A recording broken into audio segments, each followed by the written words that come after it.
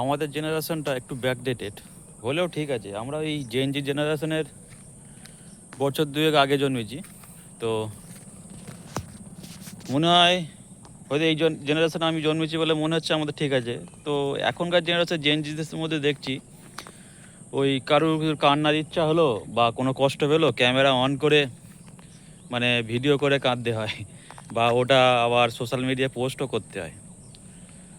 তো আমাদের জেনারেশনে কী ছিল, কারুর কান্না লাগলে মেয়েরা কি ঘরে দরজা দিয়ে কাঁদতো, আর ছেলেরা তো আলাদাভাবে অ্যাডভান্স। ওরা একলা আবার কাঁদতে পারে না, দুই একটা বন্ধু বান্ধব জোগাড় করে একটা সাদা জলের বোতল আর একটা লাল জলের বোতলে মাঠের মাঝখানে চলে যাবে, ওখানে খাওয়া দাওয়া করে সব। ওরাও একলা কাঁদতে পারে না, 3-4 জন একসাথে কান্নাকাটি করে কারোর কাছে অনেকেরই দেখেছি ফোন টোন রেখে দিয়ে পাশে ইঁট টিট নিয়ে, মানে ফোন রেখে দিয়েছে ইঁটের পাশে, ফোনটা নিয়ে আসা বাদে ইঁট পকেটে করে নিয়ে চলে এসছে। আবার জেনজিসদের মধ্যে অনেকে দেখেছি মানে চান করছে, মানে বিভিন্ন কী দিয়ে চান করছে, কোন প্রোডাক্ট ইউজ করছে সেটাও দেখাচ্ছে, মানে দেখে বোঝা যাচ্ছে ন্যাংটো, মানে ন্যাংটো না হলেও বোঝা যাচ্ছে ন্যাংটো। ও মানে ভবিষ্যৎ খুবই খারাপ আসছে। এরপরে কেউ মানে হাঁক দেখে হাগার ভিডিও করবে, এই এক নাড়ু পড়লো, তারপর এই পরপর করে পড়লো, এরকম কিছু একটা হবে।